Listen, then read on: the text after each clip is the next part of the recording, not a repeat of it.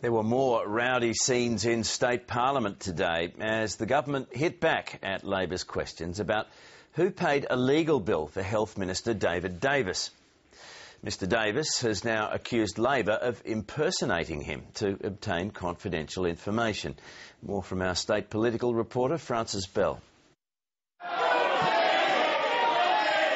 For the second day in a row, questions over the Health Minister's $130,000 legal bill sent both houses of Parliament into chaos. This House is just turning into a farce. But this time it was Labor facing accusations of impropriety. I have in fact been a victim of identity fraud in the last week.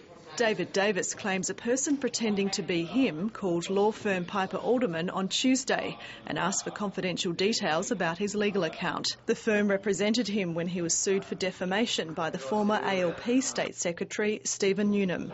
Under parliamentary privilege, David Davis suggested the impersonator was from Labor's ranks. It could be the Leader of the Opposition's office, it could be one of his staff, it could even be him. In the other chamber, he received a mocking reply. The last person anyone would want to be this week is David Davis. Labor is still seeking answers to allegations it raised in Parliament yesterday that the Liberal Party's fundraising arm, the 500 Club, secretly paid Mr Davis's legal fees. During question time, it accused the Liberal Speaker of being biased for refusing to allow its questions and for his comments outside the House. He thought it was disgraceful what the opposition were doing, just disrupting the House and using any means that they could. It's all overshadowed more substantive parliamentary debate. In his budget reply speech, the Shadow Treasurer rejected the government's claim to have fulfilled all of its election promises. Victorians are left with a budget that looks backwards rather than forwards.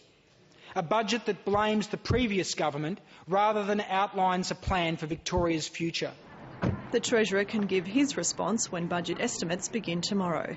Francis Bell, ABC News, Melbourne.